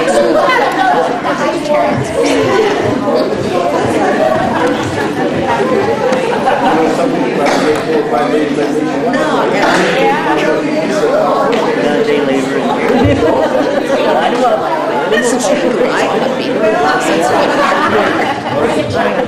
Makes it 10 to 1.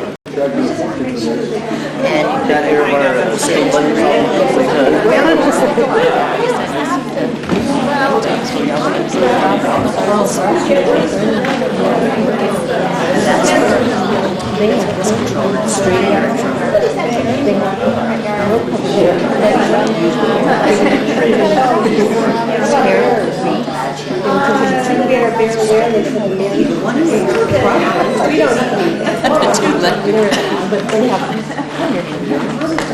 You never get that. No, they're not under this. Oh, I need a puppy. They will they feed it. It's really good. And then they were giving up the experiments and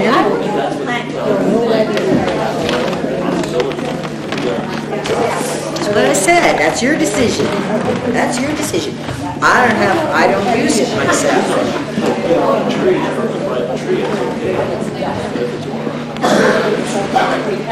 They, for years, had you using manure tea. You know, you take a tea bag full of horse manure or whatever you had, and just dunk it in there, and you have this gross stuff that you right on your leafy greens. So I don't use it, but I wouldn't use it anyway. I mean, I sell my food to people. I wouldn't sell them urine food, but no, I wouldn't do it. But my grandson called me from the Bay Area, and he said, "Grandma, I need to fertilize my plants, and I don't have any fertilizer. Well, what am I going to do?" And I said, "Well, use the urine," and he did, and it worked fine. I mean, it's not like he did it every day. He just didn't have any fertilizer. And it's 10 to 1 dilution. Okay, so we've got fertilization, we've got pest control, we did beneficial insects. Then the only thing we need to do is go outside. Well, what time does it get to be? 12:30, okay. It is raining pretty Hard?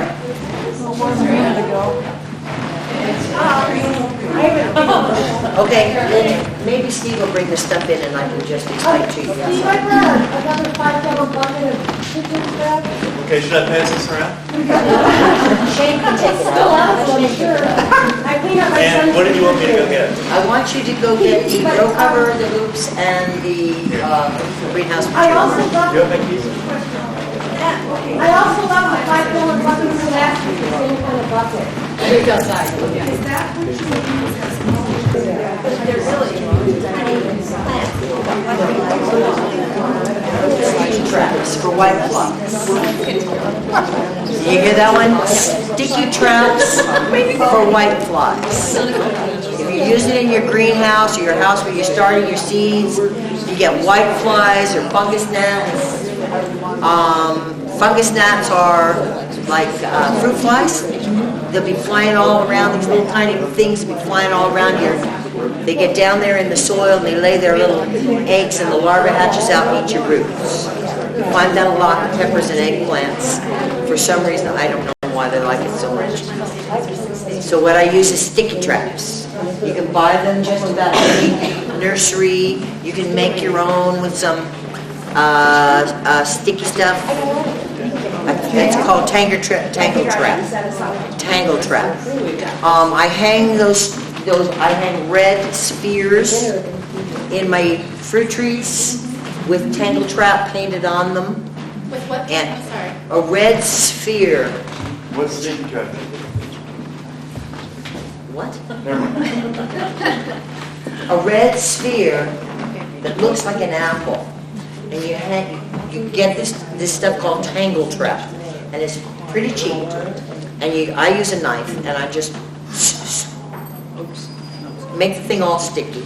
Not too much because you don't want to waste the stuff. You hang it in your trees. And then what'll happen is what'll happen is the insects that are after your apples or your peaches or whatever they are, they come in and they think they've got a good one. And they're done. So tangle traps and sticky traps. Sticky traps are neat and you can just, they're yellow and they attract aphids. That's what the sticky trap, that's what the red spheres will catch your fowling moth.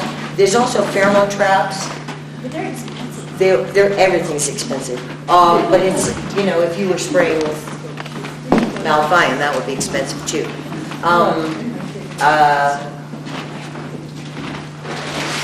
The pheromone traps, I just have this weird thing about pheromone traps. I'm figuring if they're putting out the scent for the female moth, I'm going to get more. Yes. So I don't use pheromone traps, I just use sticky traps, plain.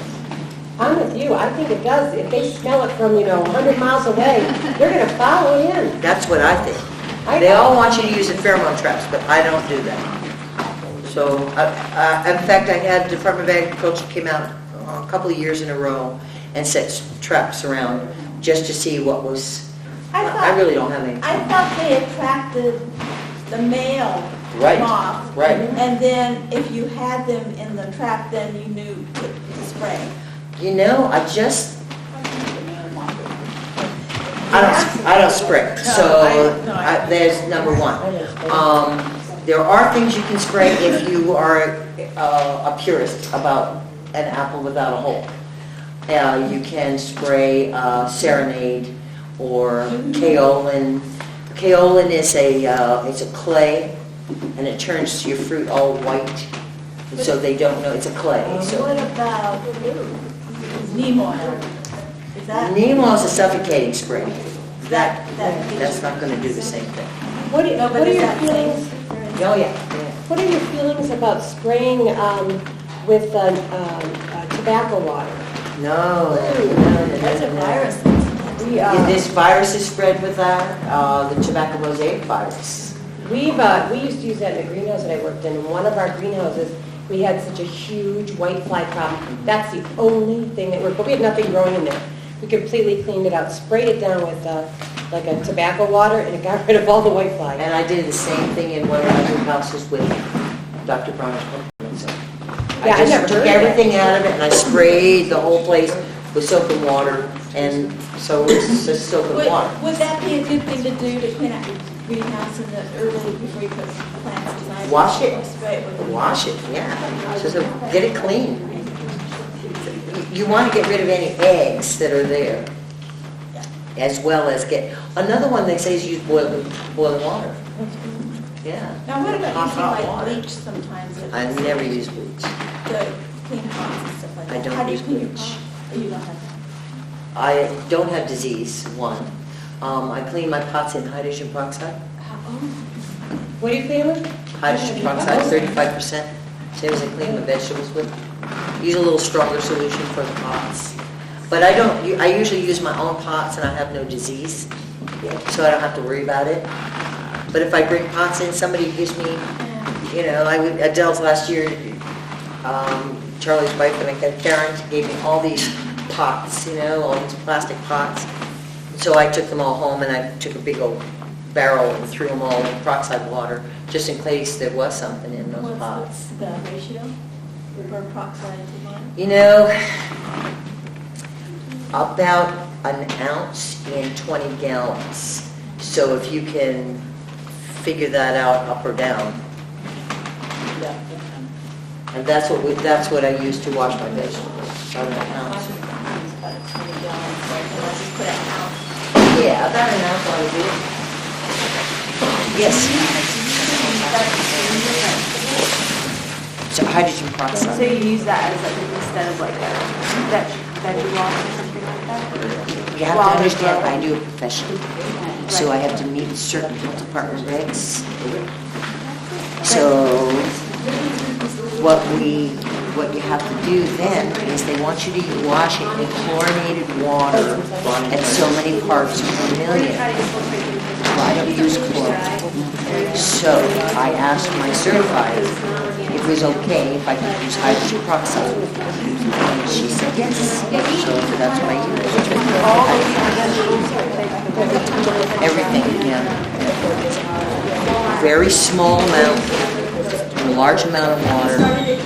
Dunk them in, take the dirt off, it'll bubble the dirt off, it'll stop it, any bacteria that's on that cut end, where you cut or break or tear or however you harvest your greens, on that cut end, any bacteria that will cause mold and rot to get up into that open sore, same as us. Cut yourself, put something on there so you kill any bacteria. So we dunk all the vegetables in a hydrogen peroxide water mix. My dad used to use just plain flowers and dust underneath the roots of the roses and it killed the disease. Flour will work, diatomaceous surf will work. Because it just suffocated.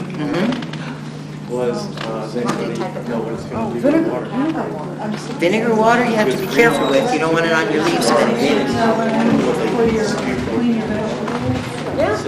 You could, it would make your water acidic, it doesn't work for my application. I get the commissioner's report every week. I've been buying that. Nothing from them. So why somebody would put in a whole big thing and not be Yeah, my mother used to do that, she used to, yeah. And we talked to Chuck Robbins about it, and he called just getting master, and apparently, well, anyway, whatever his name is one of Dave's. I know, that's what I say, my mother used to do that a lot. Okay, so this is the final fund, this is extension, season extension. So I've got a hoop house, or not. Let's say it's just going outside in the yard, and I got a bed. This is fencing wire, with 9-gauge fencing wire. Yeah, you just pick it up in a roll at the Yeah, go to the fencing department, like in Lowe's or someplace like that, or preferably Mountain House Hardware. wherever. And that's what they use on, like, your chain link fencing. Okay, so then we cut these, this is how I started doing this. This is how I began the whole Lucas thing, was these. So what you do is you take these guys, and I put them about every, 6 feet? No, you put them however far apart you feel at the time. Usually about, about 2 feet. But what you want to do is you want it to where when you put the next thing that she's going to show you up, so it doesn't sag. Okay, so here's my hoops. One there. Okay, so then you take these things, and you, like my beds are, I've got Shane on one side, he holds it, and I take the other side like that, and we push them down into the ground, about that far, for little seedlings. So push it down on the ground, and then same thing all the way down, try to keep them as, at the same height. Okay, so now this is your small row cover for outside.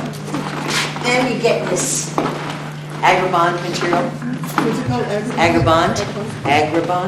Now, there's two ways of doing it. This, we put inside the hoop house. Excuse me, this is dirty. I just pulled it out of one of my beds this morning. Agribond. And it's called, which way do we go?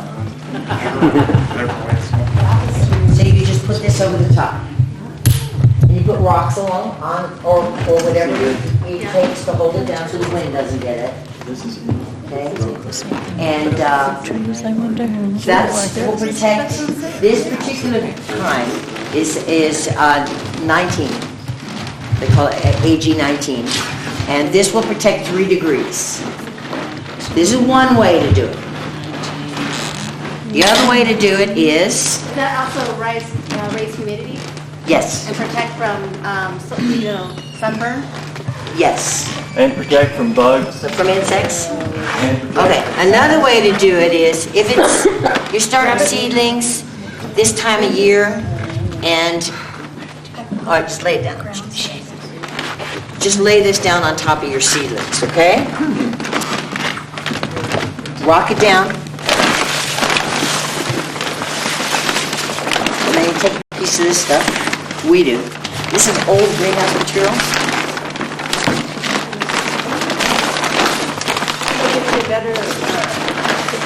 6 degrees.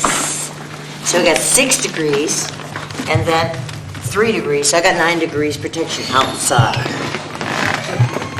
Okay? We So can also use the road cover on the first set of hoops. For the second set of hoops over top of the first Yes. set of hoops, there's an air gap, and that does it even better. right, so that's another thing we'll do. So that's greenhouse stuff. So the other thing we'll do is put this over the top inside of the hoop house, like that. When the plants are larger. Okay? So this keeps it off, because this will freeze. So the freeze will settle on this. Okay? So put this over the top of the larger plants, and then we take larger hoops that we've made out of conduit, electrical conduit, stick that in the ground, and then put this over the top, and then you've created thermal barrier. So that gives you 6 degrees, 9 degrees. And you use that every time you water? So you don't like tap You know, I put it down with rocks, and now that I'm getting older and I remember it so well, I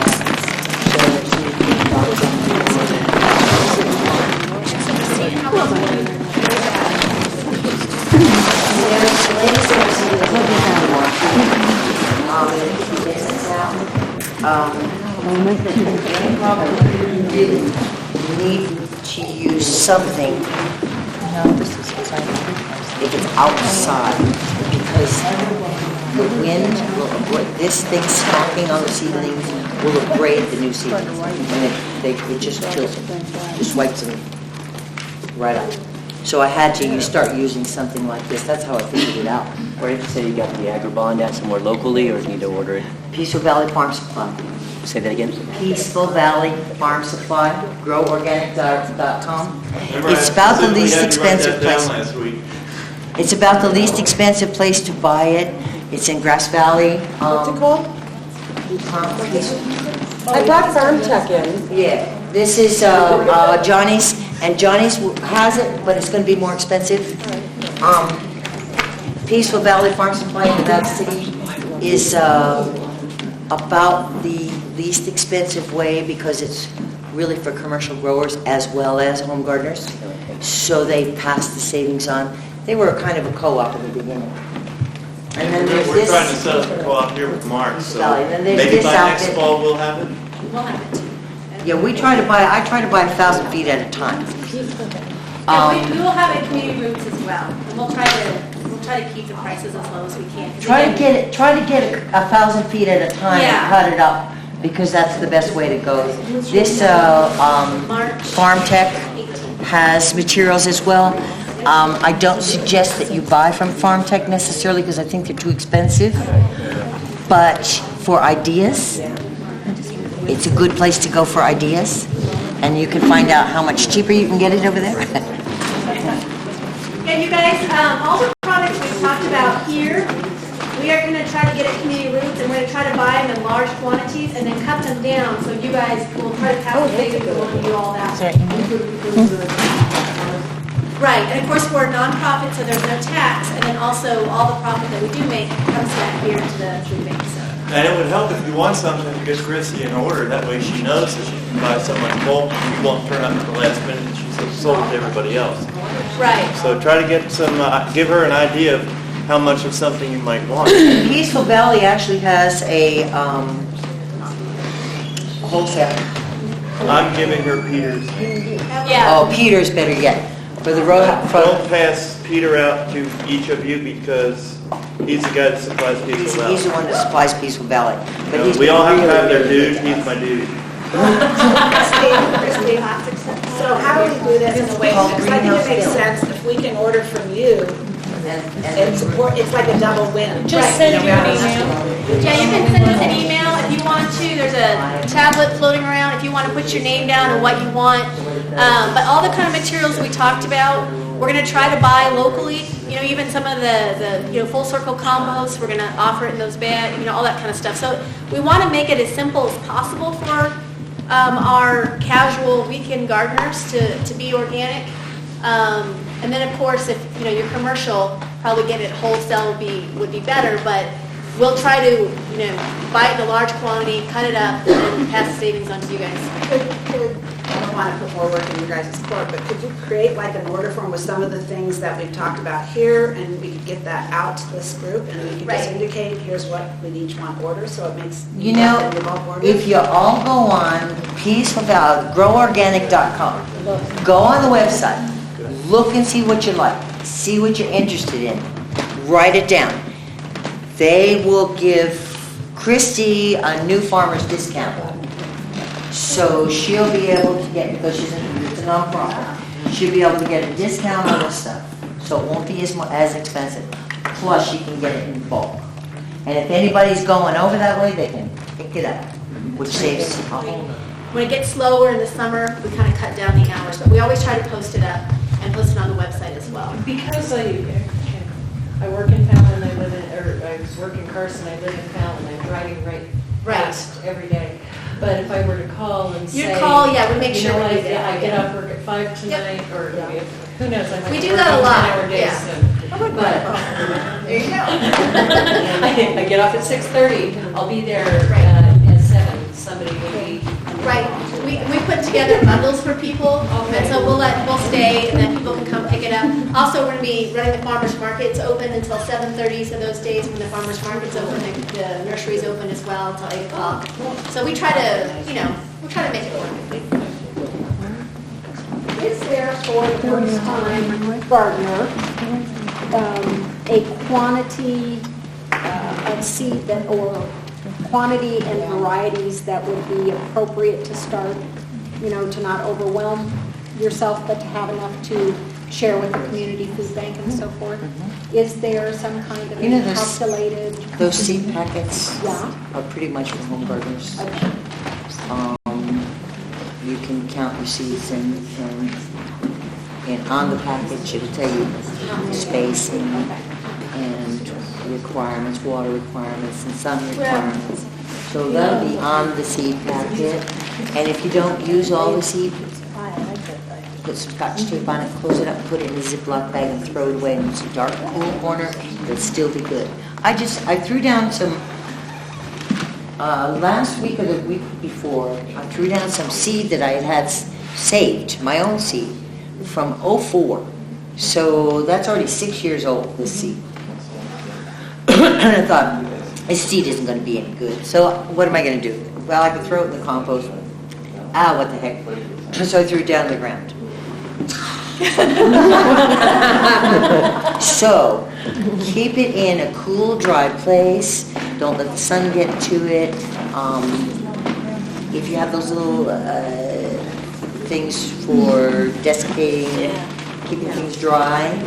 So I'll take a whole group of seeds. Say it's my winter mustard seeds. I might have 6, 8 different varieties of mustard. I put them all in this big Ziploc bag, and I put one of the little jobbers in it, zip it closed, get all the air out, zip it closed, and then I put it in a bio box so it stays nice and cool and dark. Do you, Keep it in do the you house. freeze yours at all? No. And, or refrigerator? I have no refrigerator. I have no freezer. You don't refrigerator? I don't know. I don't. Are you kidding me? I just The keep amount of thinking- seed I have, I've got boxes like this. I mean, I've got so much seed. Because I'm a seed saver. In fact, You this, bought the seed savers? no. No, I never could money afford for it. 3 seeds. We need No, lots of I mean, you don't save for this. No, you know, it costs $35 to join, and I just really never had $35 extra that I could afford to join just. You know, if I had $35 to give to somebody, I'd probably give it to something local rather than. me. This is an open pollinated heirloom squash. And,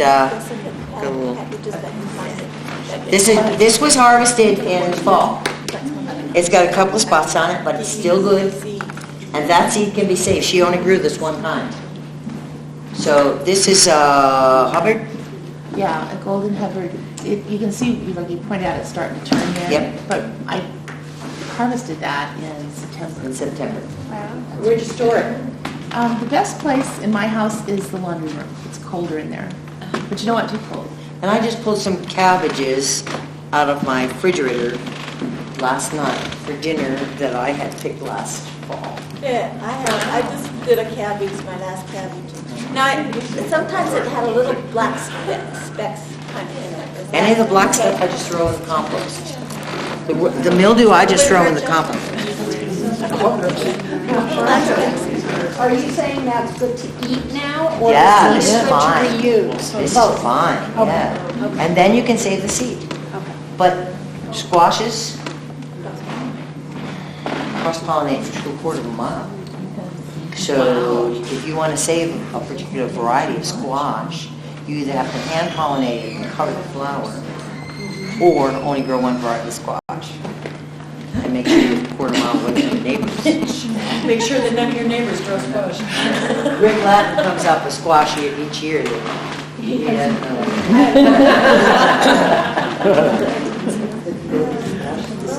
But it was really good squash. He came up with a pumpkin this year and it crossed with something, and he didn't know what it was, and I took it home, and the flesh was that thick, and it was orange, I mean dark orange, darker than this, way darker, dark orange. It was the most beautiful pumpkin pie I ever made. Just beautiful. The flesh was so good. I made pumpkin custard. Did you save those seeds? Huh? Did you save the seeds? No, because it was an accident. Okay, so Would that revert back to, that seed revert back to its original thing, or what would it? It would reproduce itself. you know how genes are. They just, you never know what's going to happen. So how do they get a different variety? Do they just keep growing out? You know, if you get, say, something like that pumpkin, and you want it to develop. It takes generations. Take generations. Because you have to keep growing those seeds until you've got the same one again, which that might take 2 or 3 generations even to get that same one again. And then you still have all the genetic makeup of all that. So that it's, you know, when you start messing, fooling around with genes, you never know what's going to come out. I mean, that's why we look It's okay as at long the as dogs. you squash with squash. And you don't start, putting some No. salmon in it. Yeah, right. Sometimes the winter squashes, when they cross-pollinate, they'll get bitter. They might cross-pollinate with a cucumber, and that would give it the bitter. Cucurbits, so they're all cucurbits. It's different, 3 different varieties. I won't go into that because it's all boring.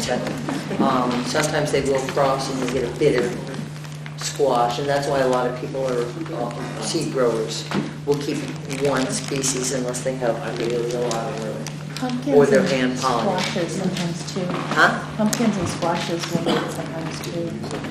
Pumpkins and squashes do, because pumpkins are squash. Right. Yeah, that's Okay, any more questions? I have one other thing, as you guys go out, one of our goals is to spread this knowledge, and especially to our people that have, that may be having some economic troubles here. And what I don't want is that to be exclusive, and so I want to make sure that, we say check online. We have our libraries, also people can come here, making sure that, that information is available to them. And then also, at our nursery, this kind of stuff, if people really can't afford it, we can kind of put them on a program where they can work for the nursery for hours, and then we can give them some of that stuff on scholarship. So I don't want economics to be a barrier for gardening, really.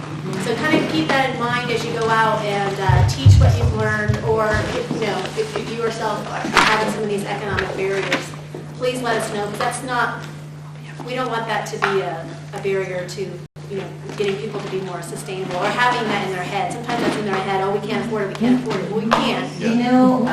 When it comes to these extension things, back in the day when I didn't have any money and I wasn't doing this for a living, I used to use white sheets. So you can use a thin white sheet when it's worn out, or even pink sheet that's all. I was thinking a metal coat hanger could be used. A metal coat hanger, anything you can do to create the stuff yourself is way better. The only thing that really we'll have a hard time with is the greenhouse film, because it is treated so it doesn't break down in the sun. It's guaranteed. It's the only thing we had to pay for on our It's first not order. like regular plastic. It's different. It's not even PVC. It's Polyethylene, but It's it's treated polyethylene. polyethylene. Like Marcia said, it's got to be UV treated, or it won't even make it through a season, especially in our winter. I think we all ought to thank Chris and Wendy for the work that they're doing and for bringing this all together and making it happen. Marcia and I have been trying to get something going here in our own county of Lyon, in our own basic area, for a long time now, ever since we decided it was time to start teaching other people, how to do what Marcia does. Notice I didn't say we. But so here we are. We're really happy to have been able to do this and to work with our own community and our own county, instead of taking our efforts to Washoe County and Reno all the time. We're glad to come home and do this to Lyon. So let's everybody keep this in mind.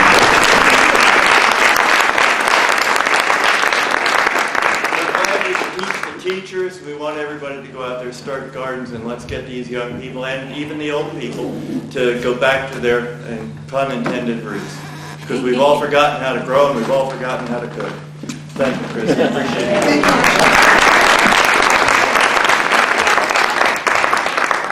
And we'll schedule this meeting, so whoever is inclined to come, we'll do one in late spring, one in late summer, and then maybe we'll even have a